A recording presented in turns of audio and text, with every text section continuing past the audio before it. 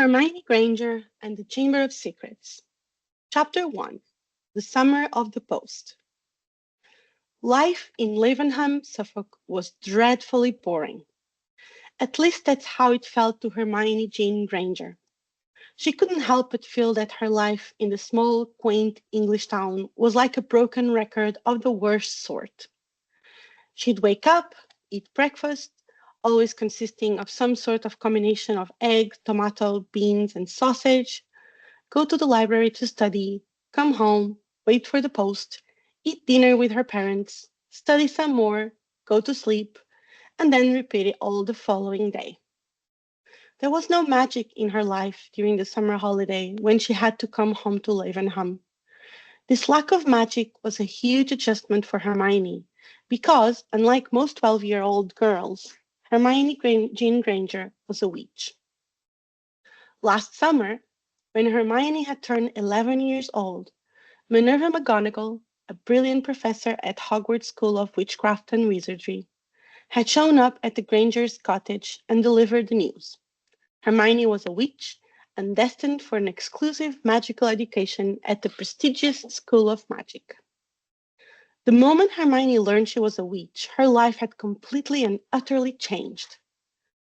Her first years at Hogwarts School of Witchcraft and Wizardry had been a whirlwind of adventure. From running through brick walls to get to the magical platform 9 and 9 3/4 at King's Cross Station to catch the Hogwarts Express, to turning a mouse into a snuff box for her final exams in her Transfiguration class, Hermione finally felt as though she was where she was meant to be and with the people she was meant to be. She had never felt at home in the Muggle, the term used for non-magical people, world. There was always a feeling of emptiness. Before learning of her magical fate, Hermione obsessed over facts and figures and studied constantly to fill the void. But it never quite fulfilled the nameless, aching need to belong. Academics were her whole life up until that magical visit from Professor McGonagall. She was thrilled to be able to learn and study something new, something that would completely change her life. Her first year at Hogwarts wasn't all academics, which would be expected from a school with magic. Hermione befriended the boy who lived, Harry Potter, and his best friend, Ron Weasley. Little did she know how much their friendship would change the course of her magical education. Harry Potter was arguably the most famous wizard of their time, even though he was close in age to Hermione and had only just started his first year at Hogwarts as well. When Harry was a baby, an evil wizard who must not be named, Lord Voldemort, if you must name him, tried to kill Harry and his parents. Tragically, James and Lily Potter lost their lives, but Harry miraculously and unexplainably survived. When you know who used the killing curse on Harry, it rebounded and seemingly obliterated the evil wizard's body. It appeared as though baby Harry had defeated the most dangerous and powerful dark wizard of modern times, and the wizarding world rejoiced. Harry went to go live with his Muggle aunt and uncle after his parents' death, with no memory of what had happened. He was just as surprised by the wizarding world as Hermione had been. Ron Weasley, on the other hand, grew up in a very old, very established wizarding family and found the Muggle-like qualities of Hermione and Harry endearing. He had 5 brothers and 1 sister and was an annoying prat with a heart of gold. To say that trouble seemed to follow Harry and Ron around was an understatement. Before her time at Hogwarts, Hermione never so much as colored outside of the lines. In only 1 year at Hogwarts, she lied to her professors on multiple occasions, snuck out after hours, voluntarily entered a forbidden corridor, smuggled a highly illegal dragon egg, set a professor on fire, and much, much more, all with Harry and Ron at her side. Hermione, however, felt as though her indiscretions were somewhat warranted. He who must not be named was not, in fact, defeated by baby Harry all those years ago. Instead, he was ripped from his body in the struggle, but was still very much alive. He spent years in the forests of Albania, gathering what little strength he could to make his return. The only magical power he had left was the power of possession, and he used his power to possess a Hogwarts professor who just so happened to be on a trip to Albania at the worst time. Professor Quirrell was Hogwarts' defense against the dark arts professor, but he proved not to be very defensive against the Dark Lord. The whole term at Hogwarts, unbeknownst to the staff and students, Quirrell was hosting He Who Must Not Be Named in his body. Together, Quirrell and He Who Must Not Be Named devised a plan to steal the Philosopher's Stone, a legendary alchemical substance with magical properties. The ruby red stone could be used to create the elixir of life, which would make whoever drank it immortal. And you know who thought it would be enough for him to be able to fully return to his body and power. Hermione, Harry, and Ron found themselves caught up in the protection of the Philosopher's Stone, weaving and fighting their way through a series of tests and challenges their professors had set up to stop He Who Must Not Be Named. At the end of their quest, they succeeded in keeping the stone from you know who, but both Harry and Ron ended up in the hospital wing for their efforts. Ron sacrificed himself on a life-sized wizard's chess set, and Harry came face to face with the Dark Lord himself. Magically, Harry survived his second run-in with He Who Must Not Be Named just in time for the end of the term. So needless to say, walking around a boring British town was dreadfully boring. Hermione's parents, Bert and Mary Granger, were lovely people, but perpetually mundane. As the town dentists, they got extremely excited over cavities and gum disease and not much else. They were fiercely proud of their daughter and her accomplishments, but couldn't tell anyone about them because of the International Statute of Wizarding Secrecy Law, a law in the wizarding world that was first signed in 1689 and then established officially in 1692. The law was laid down by the International Confederation of Wizards to safeguard the wizarding community from muggles and hide its presence from the world at large. Therefore, no one could know of Hermione's magical prowess. Instead, Hermione and her parents told everyone in the town that she had gained entry into the prestigious Sherborne International School, an elite boarding school in the southwest of England. Hermione did a lot of research on Sherborne and came up with a very elaborate story to tell anyone who asked. Fortunately for Hermione, the only person who really asked anything about her year at school was Mildred, the librarian. Hermione never really had any friends through her primary school years in Leavenham. Sure, there were a few she had talked to in between classes, but Hermione never found anyone with whom she really was comfortable with. All of her classmates seemed to only care about silly games on the playground instead of important things like history, maths, and proper grammar. Hermione simply could not understand how her peers didn't care about such things as the importance of the 1257 Market Charter, which granted Leavenham the ability to export its famous blue broadcloth across Europe. Clearly, they wouldn't have even been born had it not been granted, as it basically established Leavenham as a sustainable town. How could it not be important? Nonetheless, the break was the most anticipated part of the school that day. Mildred the librarian was by far Hermione's best and perhaps only Muggle friend. She was extremely intelligent and could engage Hermione in all kinds of intellectual debates and discussions.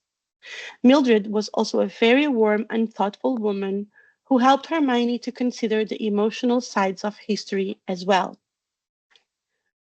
So, tell me more about the school, Mildred said one extremely hot afternoon. The library was stifling. The pair was sitting next to a large metal fan that made an unbelievable racket.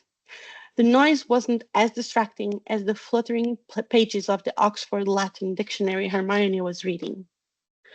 The razor-thin paper was no match for the wind. Quite a few, if not much of Quite a few, if not most, of the spells she was learning at Hogwarts were derived from Latin, and Hermione wanted to get a better understanding of the foundation of the language. She had figured out a study plan to get through the more than 2,100-page book over the summer as efficiently as possible, whilst devising a flashcard system to retain what she learned. Oh, Mildred, Hermione said, giving up on keeping the pages from fluttering. She just have to do extra work tomorrow to stay on track with her study plan. I've met so many wonderful friends. That's wonderful, dear, Mildred said, slightly taken aback. Hermione would mention friends before mentioning something academic related. Tell me all about them. My two best friends are Harry and Ron, Hermione answered. They're brilliant. Well, not brilliant as in smart, but they are exceptional friends. They're smart in their own way, she added. I've learned a lot from them. Learning from friends is the best kind of learning, Mildred said. Indeed, though there were some brilliant professors at school too. Harry is kind of like the brother I never had, Hermione said. And Ron is infuriating, but he makes me laugh sometimes. How so? Mildred asked. Ronald has 5 brothers and a sister, so he is an expert in sarcasm. Hermione giggled. He always has something to say about everything. And Harry is just so kind and caring. His parents died when he was young, and he had to live with his aunt and uncle. They are dreadful people, really. They didn't care for Harry at all. But even though he wasn't shown compassion from his aunt or uncle, Harry only thinks about others instead of himself. It's quite fascinating to witness, really. It sounds like it, said Mildred with a smile. Speaking of Harry, I'm really worried about him, Hermione said with a sigh. I've been writing to him every day and haven't received any response. He had to go back to live with his aunt and uncle for the summer holiday. Maybe he's just too busy to respond, Mildred offered. No, Hermione shook her head. I truly think they are keeping his mail from him. I don't know what to do. Perhaps you have the wrong address, dear, Mildred said softly, trying to help. She could see Hermione was getting upset and anxious. Hermione shook her head. No, certainly not, she said, but didn't elaborate. Most of her letters to Harry were not going through the regular Muggle post. In the wizarding world, letters and correspondence were delivered by owls. All one has to say was, deliver this to Harry Potter in Little Wingham, Surrey, and the owl would find the recipient. She had no doubt her letters were being delivered to Harry's home, but once they got there, she didn't know what Harry's family was doing with them. I've been writing to Ron as well, Hermione continued. He's not very forthcoming in his return letters, but he has confirmed Harry hasn't responded to his letters as well. So it's not just me. I'm sure there's a very rational explanation for it. Besides, Mildred said, it has only been 2 weeks since you've been home. Perhaps it's just getting settled in before returning your letter. Hermione just nodded her head. She didn't want to argue with Mildred because she'd have to admit to sending more than 15 letters in just 2 weeks, which was a little embarrassing, but should have warranted a response from Harry, albeit an annoyed one. Also, to say Ron's letters were not very forthcoming was a dire understatement. Just the other day, Hermione had written to him. Dear Ron, I hope this owl and letter finds you and your family well. To continue where I left off in yesterday's letter, my parents surprised me with a new computer when we came home from King's Cross Station. A computer is a Muggle contraption for data processing and storing information. Your father would be utterly fascinated with it, I think. It has a monitor that looks similar to a Muggle television set, so you can see all of the information and data you are entering.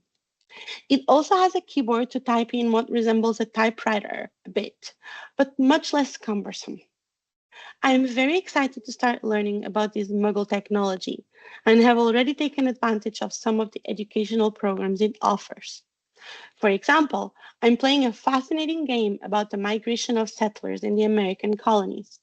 You have to survive in a covered wagon as you cross the continent in search of a better life. You can name the different characters within your wagon, and I'm sorry to report, Ron, that your namesake has died of dysentery 3 times now. I took a Muggle picture of the monitor the last time it happened, so unfortunately it doesn't move like the wizard photographs, and we'll include it in my next letter after we get our film developed. Please share it with your father on my behalf. It's not only funny, but will be entertaining for your father. My parents are also planning a fun trip to Piccadilly Circus for us. I'm excited because even though we have only been away for Hogwarts for a few days, I have been dreadfully bored. There are multiple theaters on Shaftesbury Avenue we are looking into visiting. I'm quite interested in attending a performance of Les Miserables at the Palace Theatre. I read Victor Hugo's novel of the same name when I was 7 and greatly enjoyed it. It will be fascinating to see how they have condensed 1,900 pages into a 2 hour and 40-minute musical. Do wizards have theater and musicals? I would be interested to see if there are any differences between Muggle theater and wizard theater, like there are in wizard chess, for example. I'm extremely anxious to receive our supply list for our second year. I would like to get a head start on our studies. I have already ordered a copy of the Standard Book of Spells Grade 2 by Miranda Goshawk, and it is expected next week by Owl. I wonder what other books we will read. Will you tell me at once when you receive your letter?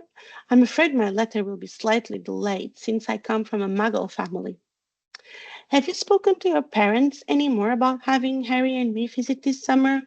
I would like that very much. I could bring all kinds of Muggle things for your father to examine. Speaking of Harry, I still have yet to receive a letter back from him. At this point, I would be happy to receive a reply as short and as infuriating as yours. Really, Ronald, would it kill you to write more than 5 words? I'm starting to get worried that I haven't heard from Harry. Do you think his aunt and uncle are keeping his letters from him? Do you think they will stop him from coming back to Hogwarts next term? From what Harry has told me about them, they would be the type to do that and more. Have you heard anything from him? I will write again tomorrow and hope to receive a slightly more substantial letter from you as soon as you receive this. I expect more than 5 words. Do not make me curse you, Ronald Weasley. Sincerely, Hermione. She received the letter returned that evening in Ron's horrendous handwriting, delivered by, quite possibly, the oldest owl in all of England. Hermione, I've not heard from Harry either. 6 words. Ha! Ron. He couldn't even be bothered to write my whole name, Hermione had thought bitterly. But at least he knew enough to put an apostrophe before it. The truth was Hermione was lonely, so even 6 words were a bright spot in her day. Just a year ago, she actually took solace in her lack of social interactions in Lavenham. Now Hermione was desperately missing having her friends to talk to. Mildred was lovely, but it just wasn't the same. Well, I should probably be going, Hermione said to Mildred. I have a lot to do when I get home. I'll see you tomorrow. Of course, Mildred said with a smile. It's a date. And don't worry yourself too much about your friend and his letters. It's only been just a bit of time. He's probably just settling back. Hermione walked back to the Granger's cottage in the Lavenham heat, with sweat pouring down her face. She let herself in the front door and walked straight into the kitchen. In the third door to the drawer to the right of the oven, Hermione pulled out a bright emerald green tea towel and ran it under the cold tap. When it was thoroughly soaked through, she put it on the nape of her neck. The cold cloth did little for her body temperature, but there was not much more she could do. The emerald green color from the towel reminded Hermione of Professor McGonagall. With another pang of loneliness, she recalled the brilliantly regal robes billowing around her favorite professor. Ever since Professor McGonagall had knocked on the Granger's door the summer before, Hermione had felt a certain kinship and respect for the teacher. Throughout the school year, Hermione's admiration and respect only grew for the deputy headmistress of Hogwarts. Professor McGonagall was the head of house for Gryffindor as well. Similar to Muggle schools, houses in Hogwarts were both the living and learning communities for its students. The houses compete throughout the school year by earning and losing points for various activities and academic achievements. First year students are sorted into their house when they first arrive at Hogwarts in a sorting ceremony. A talking hat, nicknamed the sorting hat, evaluated each student's personalities and potential future accomplishments before sorting them into one of the four houses: Gryffindor, Ravenclaw, Hufflepuff, and Slytherin. When Hermione was first sorted, the sorting hat nearly placed her in Ravenclaw because of her smarts. Ravenclaw is known for its intelligence, but she begged to be sorted into Professor McGonagall's house. Thankfully, the sorting hat complied, saying Hermione, while extremely intelligent, was also extremely brave and loyal, a sign of a Gryffindor. Hermione sat down at her new computer and composed a letter to her favorite professor, hoping doing so would help ease her loneliness. Dear Professor McGonagall, I hope this note and owl find you well. My parents send their regards and gratitude for helping me break the Hogwarts school record last term for the best marks. I most certainly couldn't have done it without your expertise and guidance. In preparation for next term, I have owl ordered a copy of Miranda Goshawk's The Standard Book of Spells, Grade 2, and hope to have it delivered soon. Could you perhaps let me know what other books I will need? I have already read A Beginner's Guide to Transfiguration in its entirety 5 times from our first year, and I am anxiously awaiting your lectures covering the second half of the book this coming term. I'm particularly interested in hearing you take on Untransfiguration and the various counterspells mentioned. Will Reparafarge be included in this year's study, or is it that covered in our third year? Do you have any other suggestions on additional studying I can work on? I would like to make sure I'm prepared for my second year at Hogwarts and would appreciate your excellent guidance. I anxiously await your reply by owl, Hermione J. Granger. Hermione printed a letter, tore off the holes on the side of the paper, and signed her name with a quill and emerald green ink. She didn't like how the E at the end of her signature looked, so she printed another copy from the computer. How wonderful it was to have such wonderful technology to reprint her letters until she got it right. It was almost as wonderful as magic. Almost. Hermione placed the reprinted letter, with a perfect signature this time, into a beautiful square envelope and put it on top of the others to go out in the owl post. She reloaded the printer and started to type out another letter to her good friend Neville Longbottom. Neville was her first friend at Hogwarts. They met on the Hogwarts Express. He was a particularly shy and clumsy boy, but Hermione felt fiercely protective of him and loved him as if he were her brother. Neville had a very stern grandmother who raised him, though Hermione admired the woman's resolve. She only wanted the best for Neville and would accept nothing less. While they were at Hogwarts, Neville unfortunately got tangled up in Hermione, Harry, and Ron's adventures. Hermione actually had to hex poor Neville at one point. However, she was thankfully able to explain herself to Neville, and all was forgiven. Hermione was more than happy to keep in contact with Neville and appreciated his prompt replies. Dear Neville, I hope this letter finds you well. I'm so glad to hear you and your gran had been getting on since you've been home. I was also especially glad to hear how proud she was of your high marks in herbology. I know we're only going into our second year, which most people think is much too early to start thinking of career choices, but I think you should seriously consider becoming a professor. You are so knowledgeable when it comes to herbology. Speaking of herbology, what did you write for the ideal habitat for devil's snare for the exam? I know it thrives in a dark and damp environment, but I'm afraid I missed something as I only received 99 out of 100. I have been reading up on some of the things we will be learning about in herbology with Professor Sprout this coming year. A lot of it looks simply fascinating. I'm especially keen on learning about mandrakes and their restorative properties. Have you had any experience with mandrakes? In response to your previous letter, I asked my friend Mildred the librarian about horticulture in the Muggle world. She has requested a few books on the subject that I can send to you by owl. Just remember to send them back. I think it's brilliant that you want to expand your knowledge. Cheers. I don't know about you, but I'm already counting down the days until we return to Hogwarts. I love spending time with my parents, of course, but I miss you all desperately.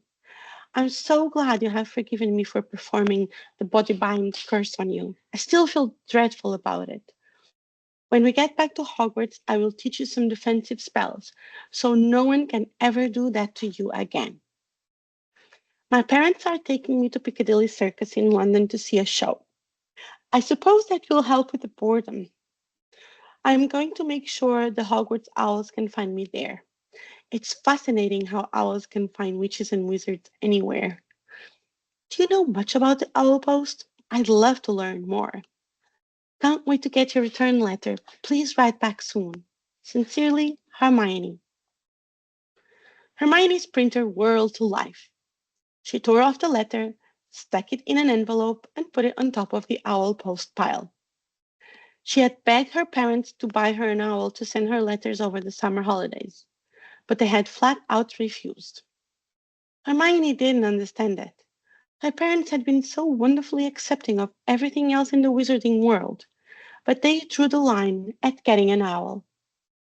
Why they were so against a means of communication with her friends, yet perfectly all right with things like wands and witches' hats, was beyond even Hermione's comprehension.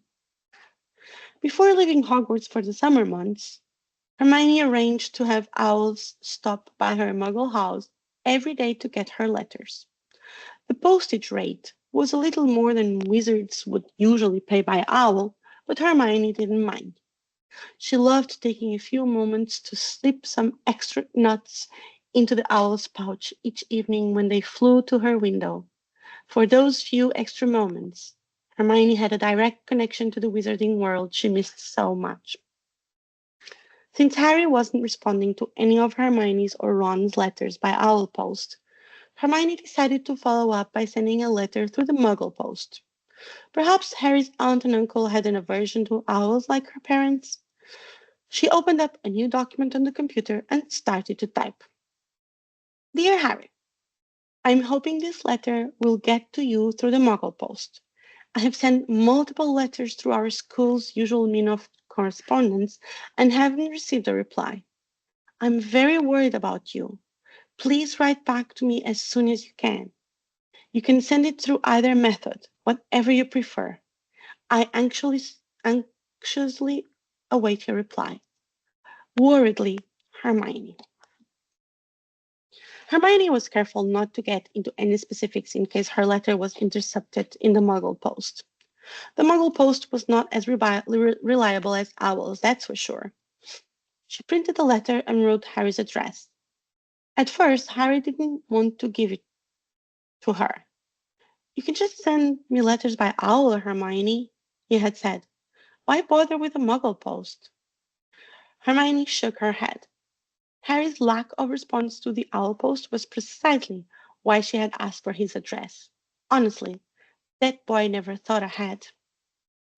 Finally, cooled off enough after her walk home from the library, Hermione took her new flashcards outside to wait for the muggle postman to mail Harry's letter.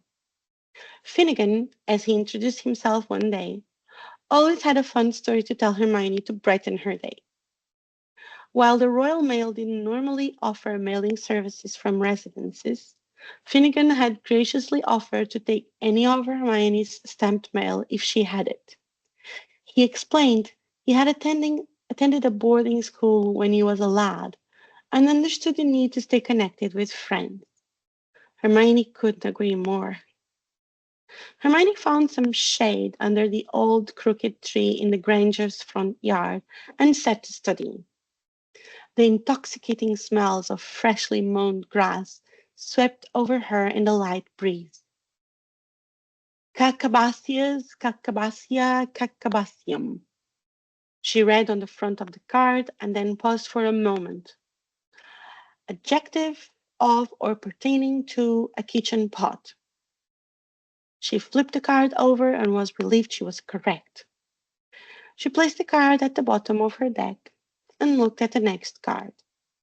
Calo, calare, calavi, calatus, she read. Verb, to announce or proclaim. Hermione flipped it over. Right again. Finnegan was what Hermione's roommate Lavender Brown would consider as dreamy. He had crystal blue eyes, a mess of dirty blonde hair, and a strong, sturdy build. Lavender, one of the four other girls Hermione shared a room in with a dorm room with at Hogwarts, was obsessed with boys. Every single piece of parchment Lavender got her hands on had some random boy's name on it with a heart. It was all Hermione could do to keep from rolling her eyes every time Lavender came into the room. Hermione couldn't be bothered with silly crushes. Hermione continued with her flashcards, but kept one eye on the quaint country road for Finnegan. Finally, she saw him cresting the small hill and walking to her neighbor's house. Finnegan caught sight of her under the shade and gave an enthusiastic wave. Hello, Hermione, Finnegan called as he dropped the neighbor's post through their letterbox and walked in Hermione's direction. Right, it's right hot out, huh? Quite, Hermione replied. What are you studying today? He asked. Latin again, Hermione said. All I know is Latin is carpe diem, Finnegan chuckled as he rifled through his bag. I'm sure you know loads more than that, Hermione said. There's so many words and phrases we use every day that are Latin. For example, have you ever used the word bonus before? Of course, Finnegan exclaimed. Well, that's a Latin word for good. Also, have you ever used the phrase quid pro quo? Indeed, I have. Well, that's Latin for something for something. See, you know Latin, Hermione said with a warm smile. Blimey, I do, Finnegan chuckled. I guess I should quit my job and start working at your fancy boarding school. You think they'll have me? I'm sure they would, Hermione said, knowing right well they wouldn't dream of having a muggle working at Hogwarts. Oh, by the way, would you mind taking a letter of mine for my friend? I don't mind at all. You know I'll always take your letters. Must be hard being away from your friends all summer long, said Finnegan. Hermione nodded and handed over her letter to Harry. She watched Finnegan put it into a separate pouch in his bag. Well, I'm happy to be your connection to your fancy school friends. It's nice to see you smile. Must be some magical friends. Hermione did a double take at his wording, but Finnegan immediately changed the subject. Oi, I have to tell you, over at the Swan Hotel, Two more of the guests ran out into the middle of the street in their knickers in the middle of the night, hollering about the ghost again. I think it's Pritchett and Killing messing about, but whoever or whatever it is, it's really funny. Hermione laughed at the mental image of two guests running out in the middle of the usually quiet road in front of the historic hotel. Last year, if she had heard this story, she would be convinced it was Bridget and Killing, two mischievous receptionists at the hotel, pulling pranks. But now she had been at Hogwarts and actually had a ghost as a professor. She knew there was a possibility it really was a ghost. That's great, Hermione said. Though she thoroughly enjoyed Finnegan's stories, she never quite knew what to say in return. Hermione would have to write to Parvati, one of her other roommates, to ask.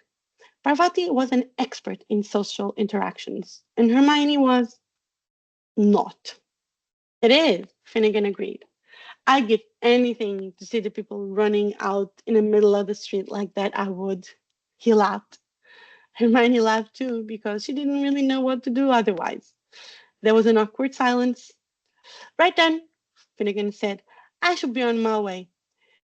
Maybe I'll catch a ghost sighting. Good luck, Hermione said, and then outwardly cringed at her awkwardness. As soon as Finnegan stepped into her neighbor's yard, Hermione ran inside to write Parvati a letter.